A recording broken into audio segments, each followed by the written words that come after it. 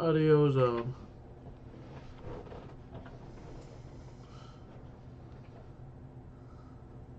Is it working? Yep, I see it. I see it moving. Is it working? it is. All right. Oh, we're recording right now. Yep. Okay. Um, we'll start in 3, 2. Oi oi, and welcome to the Derv channel, where we're gonna review some One Piece today. It's the end of Whole Cake Island. Wow, it's been a long time. But now we're at the end of this arc. And boy, is there a lot of stuff happening. So let's talk about it. Well, first of all, there's a huge scene where Big Mom finds the cake and starts eating it. And it's so delicious that she just falls over. So good. She's so satisfied. That cake was so good. Oh man, I want some of that cake, and I don't even know what half the ingredients are in it. And of course, Sanji made it too, so that's the thing.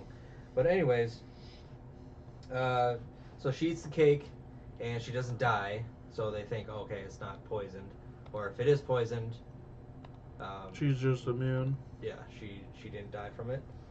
Um, SPs. Oh right. At this point, the Sunny is basically surrounded by a bunch of ships, and they're trying to get away from Cacao Island or Cocoa Island, however you say it. And they make a path for them.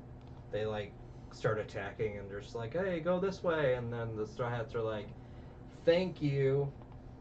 And of course, Jinbei is part of that. He wants to be the one that delivers them to safety.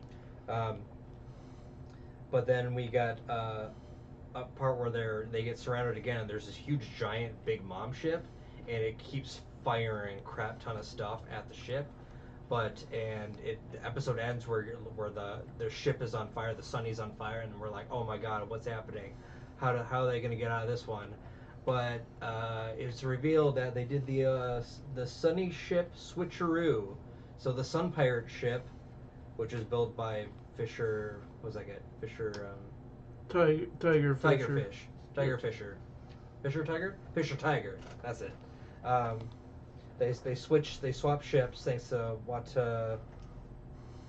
Watatsumi, and he like eats it, and then Oven is like, oh no, the ship, blah blah blah, and he heats the water on, makes it super hot, and Watatsumi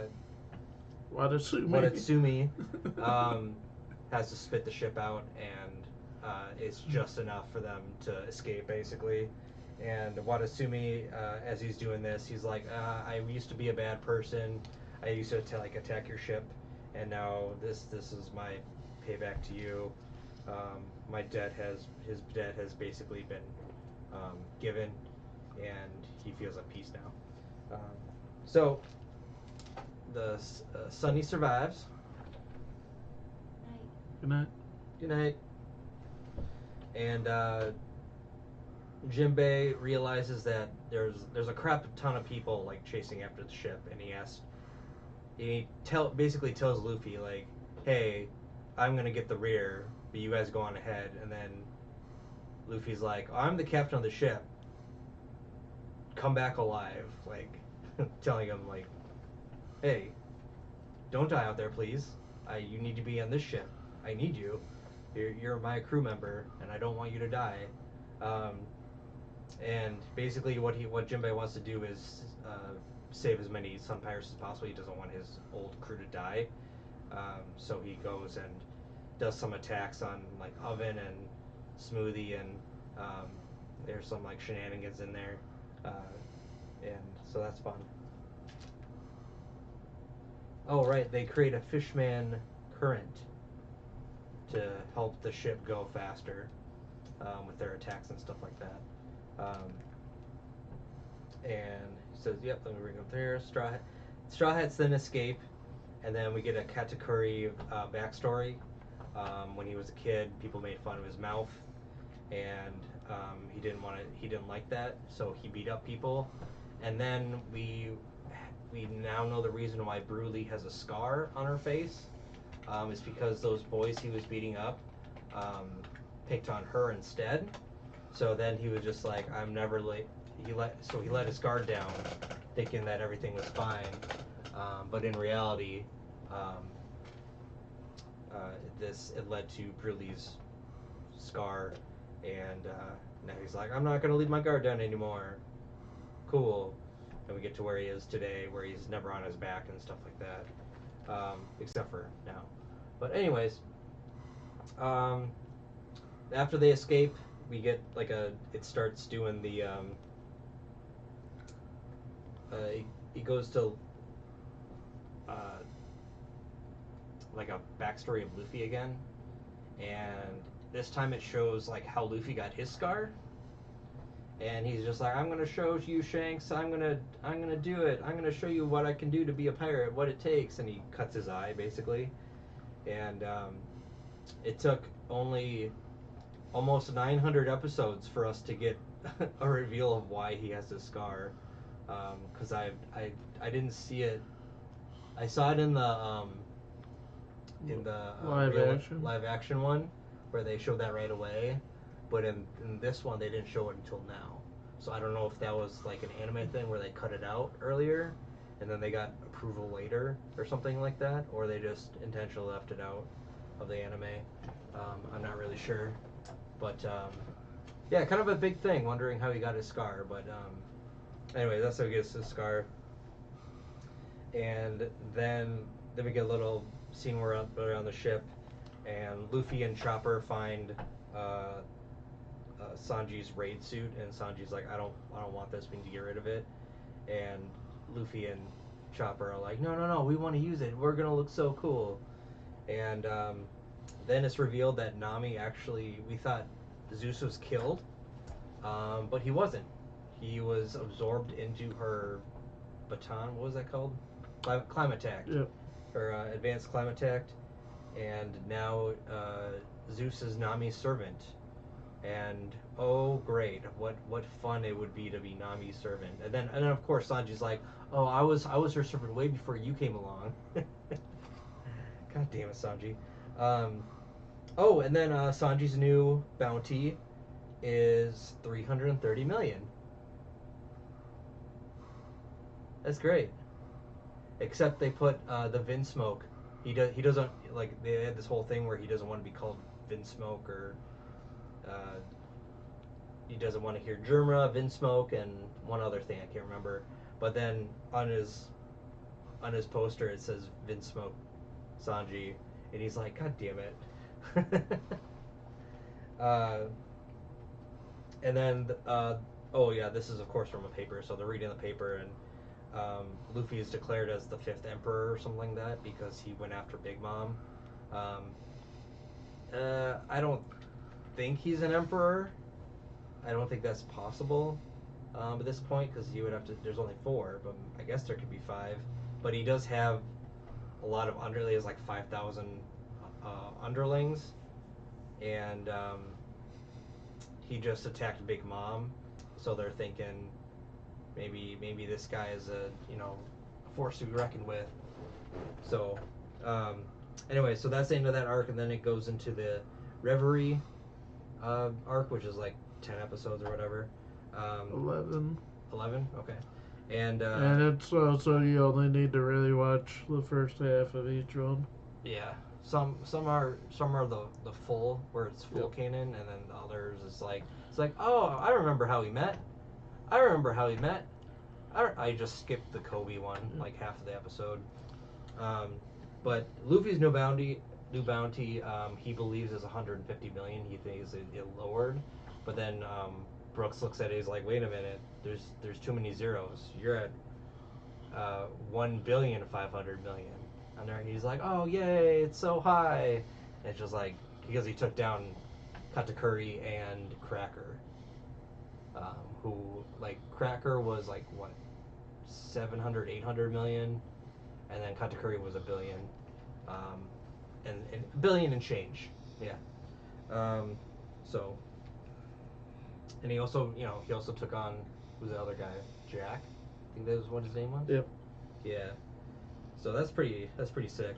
Anyways, then it gets into more of a backstory stuff about, we see like Kobe, he's now the captain of the Marine headquarters, and Bartolo Mello, no, Helmeppo, I always say that wrong. Helmeppo, he's a lieutenant commander of the Navy. So for those who don't know, captain is the same rank as a colonel, and then a lieutenant commander is the same rank as a major. So if you're just interested in that, and it shows like them, defending, you know, uh, Dressrosa and Prudence Island, the two people. They basically saved their ship from a submarine. So, anyways, Luffy's bounty increased. Then we are introduced to a man called Peachbeard, who works under Blackbeard, and his bounty is a mere 52 million. Haha. And he's on this island. He's just like, hey, you guys are weak. Your king left you, and all the guards came with, so I'm gonna rob you. And then we see a bunch of Revolutionary Army people. We get 4 captains that come, and they save the day. And they during this time when he wants to steal money, they're like, we don't have any money. He's like, well, what about your heavenly tribute? And they talk about how they have to give tribute to the king and to the celestial dragons. Otherwise, bad stuff will happen. And they're like, oh yeah, we'll just steal that. And they're like, no, we don't have anything. And so we are introduced to the 4 captains. Cool. The first one is Morley. Morley, Bello Betty, Lindbergh, and Karasu. These are the 4 captains, north, west, east, and south. And they all have their own special abilities. One guy is a giant with a mini skirt. And people stare at him, and he's like, hey, why are you staring at me? Are you attracted to me? And they're like, no, we just never seen a giant in a freaking miniskirt before. Bello Betty's a woman, and she has like a flag power, like a ruse power. Oh shit, what is it called? She waves a flag and she inspires people. She's basically a bard. She's like, you will fight, you will fight, you will fight. They've got Lindbergh. Karasu is the bird guy, and then the other guy is, Lindbergh is an inventor.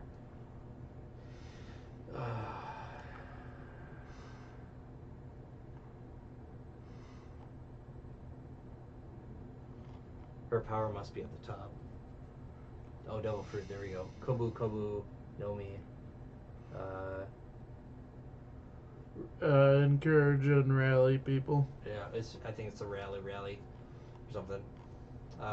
Rally Fruit is what she has, and how she is introduced is the most pervious thing ever. This one chick is being tormented by Peachbeard, and she gets pushed, and she lands in Bello Betty's boobs, basically. And she's like, oh, someone caught me. And then she looks at his, like, boobs. It's like, okay, come on, Mr. Creator. What is his name again? Oda. Mr. Oda, you fucking perv. I mean, frickin' perv. I mean, feckin' perv. That's what I meant to say. Anyways, they defeat Peachbeard, and they're like, oh, we gotta go meet up with everyone else. Cool. And then we get to see Sabo again. And he's just like resting, and Dragon's there, and they're at a new location, the Kambaka Kingdom on Peachy Island. And this is where we learn that the Revolutionary Army plans to declare war on the Celestial Dragons. Dun dun dun! So it looks like they're ready to do their thing. I don't know how long the Revolutionary Army has been around, but it must have been at least 10 years, probably longer. Um, and they finally gather enough strength to actually declare war on the Celestial Dragons, which takes a lot of balls, to be honest. Um, where do they get these people? I don't know, but I guess they plan to declare war during the Reverie or something like that. Yep. Where everybody will know about them, and trying to rid the world of the Celestial Dragons who are terrorizing everyone with the Marines and stuff like that. Which is why people become pirates in the first place. Oh, you steal their stuff? Well, they're basically pirates themselves. Like, yeah. So that's where I'm at. Um, Next week we'll finish the Reverie and hopefully start Wano. yep. I think it'll be easier to just end with Reverie, and then I can still watch more episodes, and then start with Wano. Wano is the 200 episode. Yep. Oh Jesus. Oh God, 200 episodes for one arc. And Kill me now. I'll finish it with just we're gonna do after One Piece. We decided instead of just me deciding what we all watch, we made a list of 12 choices. And we are And going we're to gonna roll a d12 every time to see what we watch. Yes, and we should make like a short of like us rolling the dice. Yep. And then seeing it and be like, oh, this is what it is, and then pan to that and be like, oh, we're watching this one. Here it is. Here's the proof. And after we choose something, we'll then replace it with something else just to keep it going. But for the first time, we have first of all we have a chance for Mulcat and Elusive to choose what we watch. Yep. And then we have Tokyo Revengers Season 1, Promised Neverland Season 1, Death Parade, Fallout, Violet Evergarden, That Time I Got Reincarnated as a Vending Machine. That's our troll one. Now I Roam the Dungeon, Bungo Stray Dogs Season 1, Black Mirror Season 1, Blue Eyed Samurai, and Chainsaw Man. Mm-hmm. We're gonna watch the shit out of it. Boom. And we're only doing, for the multi-season ones, we're only doing one season at a time, just so we don't overload ourselves. Like we did with him for One Piece. We don't want to do that again. Yeah. And most seasons are typically between 12 to 24 episodes for the multi-season shows. And no, we aren't going to watch Naruto. We aren't going to watch Dragon Ball.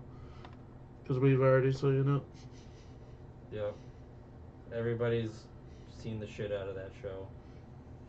And I mean everybody. Except for the people who haven't. Basically, if you watch anime, you've seen Dragon Ball. I like anime, but I'm not like that huge of a fan of anime because I like to watch sports, and I like to watch other shows as well, like real life actors and shit. And I'm looking forward to him watching Tokyo Revengers. You can't tell back there, I'm a big Tokyo Revengers fan with all my figures. I have almost all the main characters.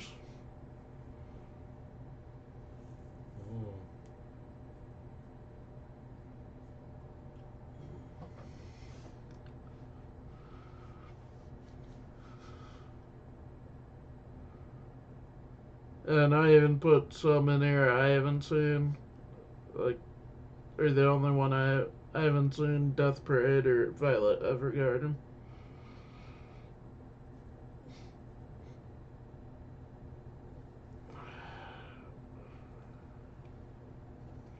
But that was our One Piece and announcement for what's after One Piece. Now let's quickly round off. Case closed. Yeah. First off, we start today with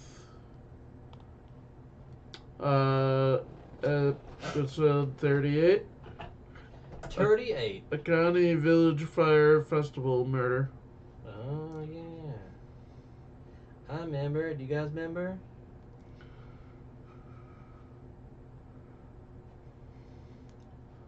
Which involves a murder where they find a body in a bonfire at a festival. Oh, boy. That sounds like a wonderful thing. Actually, well, it starts off with the dad detective. He gets paid to watch a guy for like 3 days or whatever, and like literally the day after he's done watching him, they find his body in this fire, and they did the dental records, and then they had his ID was by it. I don't know why. What my question is, why is his ID not touched by the fire, but he's on fire? That makes no sense. Someone must have dropped the ID or something like that. Anyways, which is really weird. So he's dead, and we find out that his friend won, or there was a life insurance policy, so he got 500 million yen, and of course Conan is suspicious of this. He's like, oh yeah, this guy murdered this other guy for the money, and now they have to go out and prove how he did it. And long story short, he was in the fire on a Sunday, but he was actually killed like the day before, and he hired an actor to dress up as the guy that the detective was following. And we found this out because the actor was left-handed, while the person who died was right-handed. And so, looking at these photos, they determined that, oh yeah, he was murdered by you. You murdered him, and then were planning on taking the money, and he was going to go to Seattle or something like that, or Oregon. I can't remember where he was going to go to America, but he was like, I'm going to leave the country. Like he did this because his business was failing. He was about to go into bankruptcy, so he's going to use some of that to pay off his debt, and then the rest to just live a comfortable life. So that's what he did.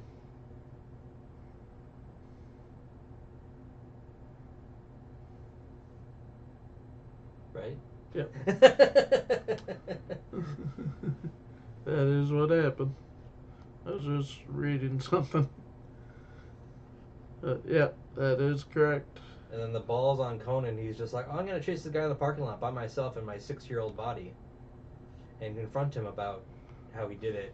But he like confessed, and Conan had like a tape recorder. He's like, oh yeah, my name killed this other guy, mentioning his name. But you're not gonna tell anyone because no one will believe you. You're just a kid. He's like, oh, will they believe this? He holds up the recording. He's like, oh no. So he attacks Conan, and Conan like beats him up because of his magic shoes. So, yeah, that guy's an idiot. As soon as he said, oh, I killed this guy, which is like the biggest no ever. Why would you like admit it freely like that? Have you not seen any like mob movies where they don't say anything? You know what I'm saying? Anyways, all right, we can go on the next one. So we watched 3 of them, right? Yep. And then the next one is a two-parter. Oh, right. This is the house. Yep. Wealthy daughter murder case.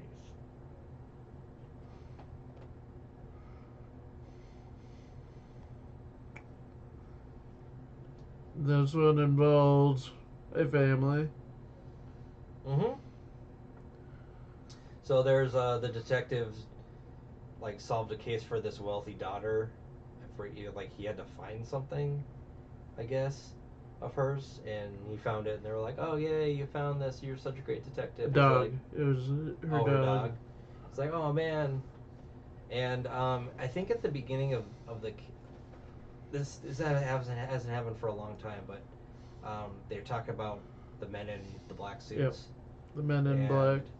and Or the they're Black saying, Organization's basically what they're called. yeah, and so he's talking to the doctor or the scientist guy, and he says, "Hey, it's been a while, and I haven't gotten any information on these black suit guys." And he's like, "Oh, don't worry, you're the guy that you're with. He's gaining prestige, and the more cases you solve, the more likely it is that they'll come to you to solve a case." And so they're playing the long game of trying to figure out who these guys are, and we still don't know anything. It's just good to get some acknowledgement of why he's doing this in the first place. I was like, oh yeah, he turned into a little kid because of these guys, and that's right, we got to do something. And So he's helping solve cases in the hopes of finding out more information about why he's a kid. yeah, and if he gets more higher end clients, they'll go around recommending him and stuff to solve cases. Then he's more likely to get a job with with big businesses and CEOs, corporations, stuff like that, and maybe they can get information that way. Like, oh, well, these black suit people, you're doing business with them. Oh, okay, that's very interesting. Anyways, so they, they're at this birthday party, and then they're all about to leave, but the people's tires are slashed. Someone slashed everyone's tires, and they're like, okay, whatever. And then the birth girl's like, I'm gonna go to bed. I want everyone to stay here. And the guy with the ponytail, he's like, oh, everybody's trying to just simp over you. Um, and what was it? Everybody was trying to simp over. He's like, but I'm not attracted to you. And he's about to leave. She's like, no, if you leave, I'm gonna cancel our deal. That's right. You're under me. You have to do what I say. And he's just like, okay, well, fuck you. But he stays because he has to. Um, and so they all like are there for the night, and then something happens. There's like someone screaming in the woods, and they all like run out to the woods, and then they run back, and there's someone dead in a fountain. Yep. And they're like, oh my god, someone died in a fountain. Oh my god, there's a murderer here. And and then of course Conan realizes, oh, it's one of us. One of us is doing it. And then someone drugs the tea, and what's her name? Ron. She Yep. drinks it. She drinks the tea, falls asleep, and she almost gets drowned herself. But Conan comes back and saves her. First of all, they make it look like it was a grandma that did it. Yeah. Well, she's too short. There's no way she could have. She's too short and small to do anything. I thought it was her at first, but then it's just like, oh, I'm like 4 feet tall. It's like, okay, yeah, you didn't do anything. Yeah, but I meant with the Coffee? drugging. Yeah. Yeah, well, yeah, that makes sense. Because she was making the coffee, so. And she was with Ron, and we didn't see anybody else in the Yeah. room when we saw the pills being placed. Yeah, it was just a face, an evil face. Like, I'm gonna put pills in the coffee cup. And Ron just happened to drink it, and yeah. Anyways, um, they were looking for sugar, that's what it was. And she almost dies. So they're like, oh crap, and then everybody like, for whatever reason, is like, I have to go to the bathroom. I have to go to the bathroom. So it made it seem like everybody wanted to go to the bathroom together to watch someone go to the bathroom. That was my interpretation. And then the lights kept going out, and they were like, someone's messing with the lights, and it's probably the killer. And then the daughter is found dead, drowned in the same way that the guy was, and in the same way that Ron was almost drowned. And then, of course, Conan puts the clues together, and he's just like, all right, all right, I figured it out. Everybody has to take their suit jackets off, and so everybody did. And one guy washed his hands, so he had water stains on his sleeves. Another guy washed his face, so he had water stains here. And the last guy had water stains on his elbows. And he's like, "All right, guy with the elbow water stains, you're the one that killed these people." And he's like, "What? Whoa! How do you know?" And he's like, "Well, because you have to roll up your sleeves to take out a body that's submerged in water."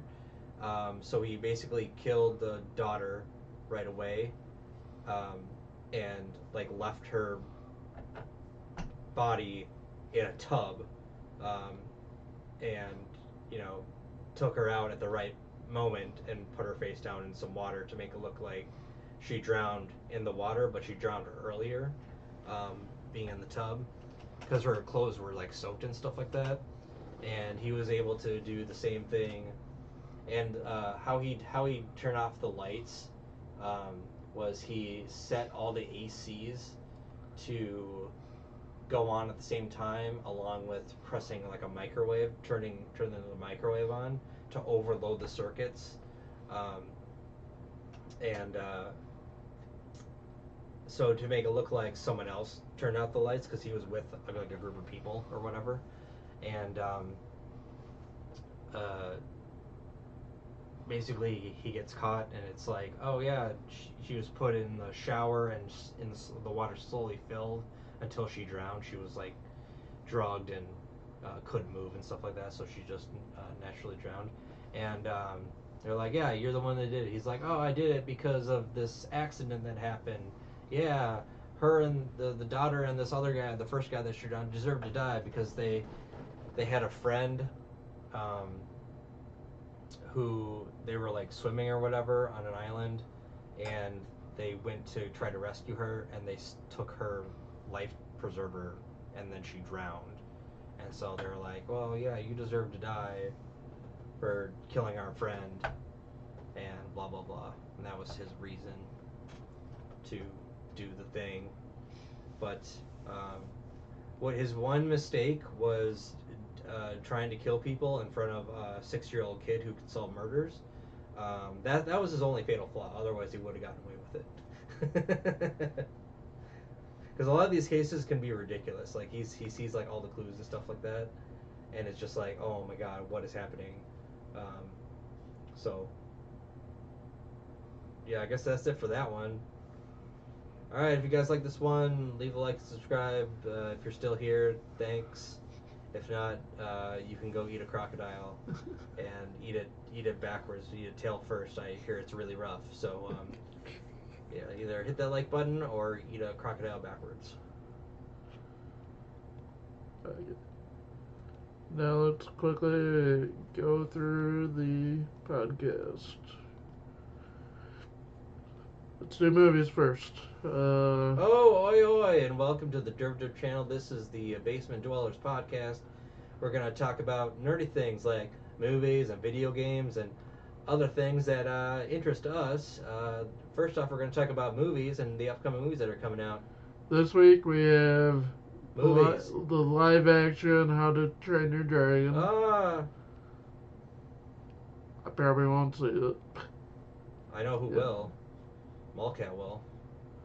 I'm not. He was obsessed with it when like it came out. He's just like, oh man, we gotta watch this movie. I was like, why? He's like, we gotta watch this movie. I was like, okay. That was like 10 years ago. So. Then we had The Materialists, starring Pedro Pascal, Chris Evans, and this person. I don't remember her name. She's from 50 Shades of Grey. Yeah. The main character from Summer... 50 Shades of Grey. No, I forget her name. Oh, and Madam Web, the failed movie. Madam Web. Great movie. Dakota Johnson. Dakota Johnson. Then we have the Unholy Trilogy. It sounds like it's a wiener from like one of the Dakotas. Which is like a old style western starring Pierce Brosnan, L. Jackson. Samuel L. Jackson, and Brandon Lassard. I only know Samuel L. Jackson. You don't know Pierce Oh, Pierce Brosnan? Brosnan. Oh, okay. Pierce Brosnan. Okay. I was gonna say you don't know Yeah. Pierce Brosnan. You don't know 007? Then we had Barrett. No, that was last week. Then we have Diablo. Diablo. Full action thriller starring Marco Zaror and Scott Adkins. Adkins. They are Diablo. They will do spells and stuff. And you will go on quests and find the Diablo. Then we have Echo Valley on Apple TV, starring Julianne Moore and Sydney Sweeney. Is that a series or a movie? Movie. Oh, okay. Don't know much about it. But it's rated R. Then we have Meeting with Pol Pot. He was a dictator. Set United States in supported this 1978. Put him into power. It was really fun. I love fascism. Then we have Prime Dictators. Minister, Ooh, Prime Minister. She's the Prime Minister of what country? New Zealand. Wow. Says it right there. About documentary about the New Zealand Prime Minister. And they mainly talk about Lord of the Rings and how it brought in so many tourists. We have Sex, Love, and Dreams, which is apparently a trilogy. Where ironically they don't talk about sex, love, or dreams. They just, metaphors to it. They never say those words, really. Starring nobody I recognize.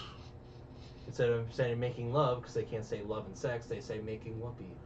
And we have Tatami, which is an Iranian judo fighter movie. Excellent. Which is there is sad news, but it's a political thing. Do you want me to say it? No.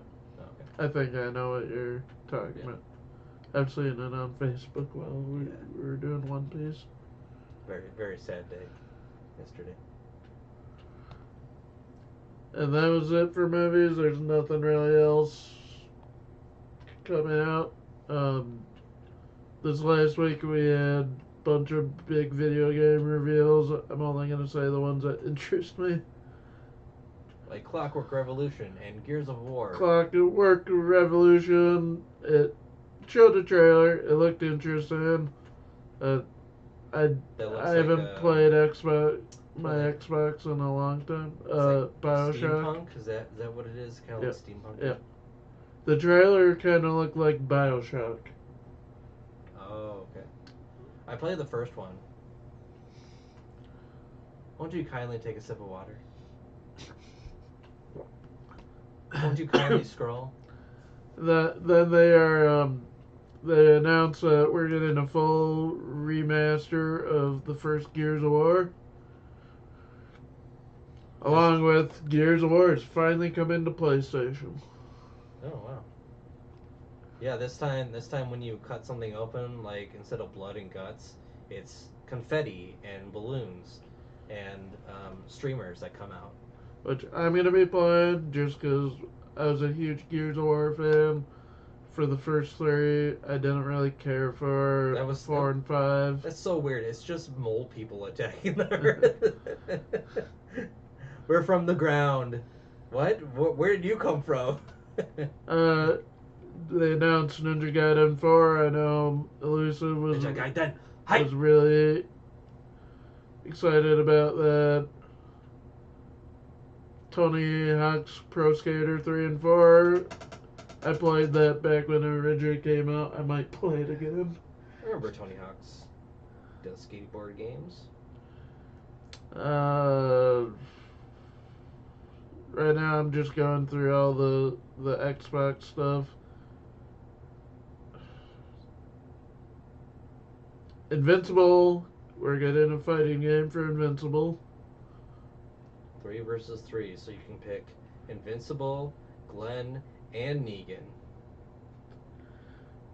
Which I was confused when I saw that, because I didn't think we'd get hold on. Invincible, Glenn, and the guy from Beef. And we are getting solo leveling. I haven't seen solo leveling the anime. I will eventually. The game looked fun though. We're getting a solo leveling video game. Super Meat. I don't care about that. Super Meat Boy 3D. That looks so stupid. If I was 7, I'd be like, oh, this is so cool. But now it's like, nah. And there's a few stuff that I believe isn't on An expansion for Fallout the 76. list I have. DLC, Yep. I guess. Yep. Baby And for steps. Sony, once again, I'm only going through the ones that I'm interested. We got a new trailer for Digimon Story Time Stranger and a release date. Comes out October 3rd. Hey, Digimon are digital monsters. Digimon are the champions, guys. I just want you to know that. I'm excited for that. The first two Digimon Story games are really fun, really good. Final Fantasy Tactics is getting remastered. The original Final Fantasy Tactics.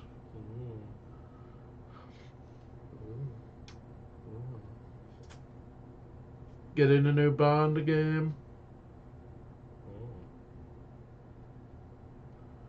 Then they announced a Marvel fighting game by the studio that did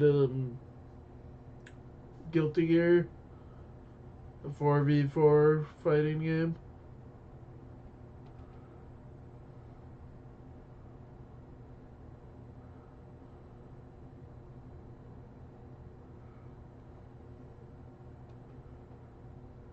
And another one that interested me, Romeo is Dead Man. It's made by the people that did Suda 51, the people that did No More Heroes. It looks like a No More Heroes game. Made me happy. Alright. You even get the beam saber. Right. New Silent Hill game. Based in Japan this time.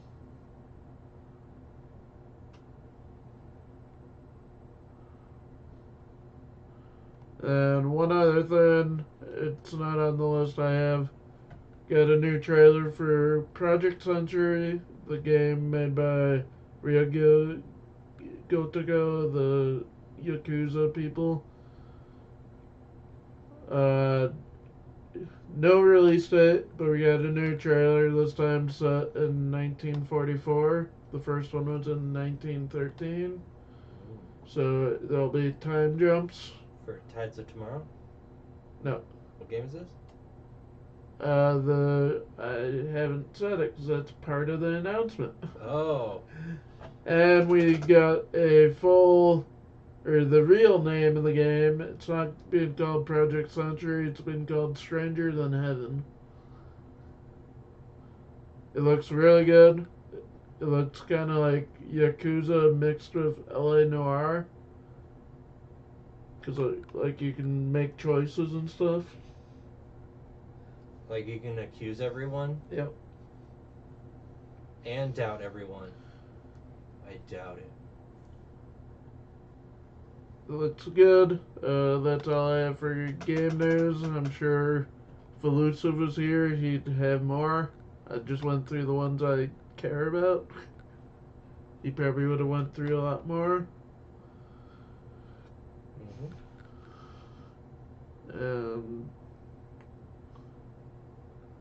Trying to think.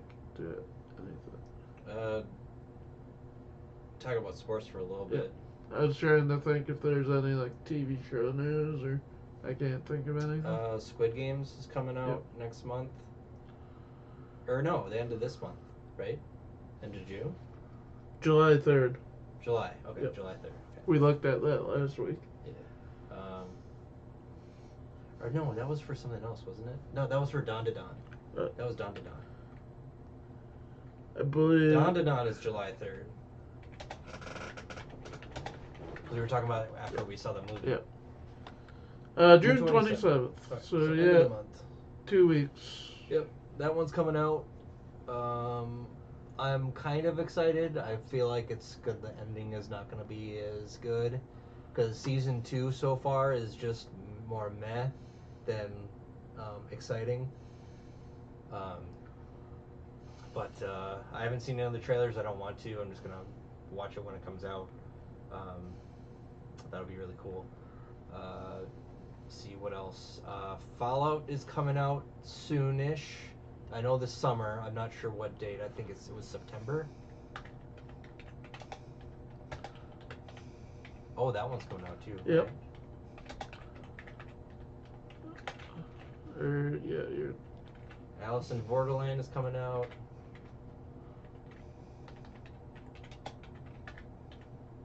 It's up there. There you go. You might have to type in like release date. Release date right there. There you go. December. Oh, this December. year. Oh, come on, guys. Oh, I hate you guys so much. I was like, yeah, it's coming out soonish. It came out last summer, and it was great. Now December. I hate when they do that. Oh, I hate it so much. Was Alice in Borderlands? Was that one in September? Yep. That one was September. Okay. Uh, Oh, I hate you guys so much. I hate you. and one I'm really we're both looking forward to, but I'm especially because this is beyond anything I know. Alice in Borderland season 3 is coming out. I forgot the exact day. It's not showing. September though. Season 2 ended exactly how the manga ended, so this is all new territory. Right. Other than Okay. they omitted one part, but that's what season 3 is covering. The one part that they omitted is just a conversation. So making a whole season out of it will be very interesting Yeah. because it means they aren't out of the Borderlands yet, Oh, yeah. or they go back. Or it's they find a new card. Yeah. The Joker card. So it's not done. Anyways, I think we're done with that. Sports, not a whole lot's going on. NBA Finals, Oklahoma and the Pacers, they're playing. I think it's 2-1 Pacers right now. Um, I don't really care. Timberwolves are out, so I don't really care anymore. Um, Hockey, it's like tied 2-2. Edmonton Oilers and the Florida Panthers, they're tied 2-2 each. Don't really care about that, but that's what's happening. Baseball is baseball, just baseball. It'll. You don't need to talk about that. All Star break is coming up in July, so got a month till that. So, um, moving on. The last game I watched someone play. Oh, that's what I was watching. I was watching this. It said Fallout Vanguard. It is a World War II set story where like 6 elite people from different countries. You got Australia, Soviet Union, Britain, America, and I think there was a French guy in there. Can't remember. Um, but they all are on the secret mission, and we get to see their backstories and stuff like that. And there's this. It's the end of World War II when they're starting this, and they get word of a Operation Phoenix, and they have to go investigate, and they get captured, and then they get interrogated by this one SS officer, colonel, and like the leader of the secret Vanguard group. He's like, yeah, no, he thinks he's interrogating us, but we're actually interrogating him, and so they all get interrogated, and we get to know the people's different backstories and stuff like that. Like the woman, all these heroes are based off of real people from World War II. Like the biggest one was Petrova. Um, she was a sniper during Stalingrad in 1942/43. and she has a lot of notches on her rifle.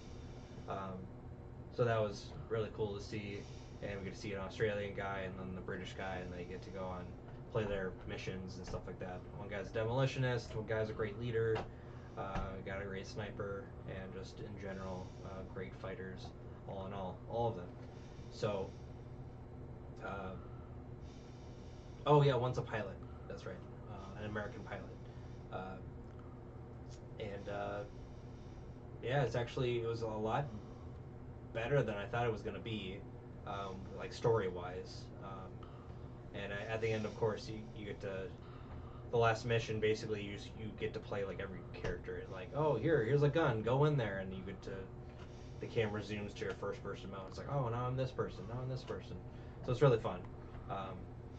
But yeah, definitely worth it. I think it was 2018 that it came out, but I could be wrong. But whatever. Call of Duty Vanguard, very fun, very fun. So Oh. I think that's it. If you guys are still here, leave a like and subscribe if you want. If you don't leave a like, you'll probably get run over by a random truck or a bus. And you might be reincarnated as a vending machine. Yep. That's definitely possible. You will die a horrible death and then live as a vending machine for the rest of your life. So leave a like down below, please.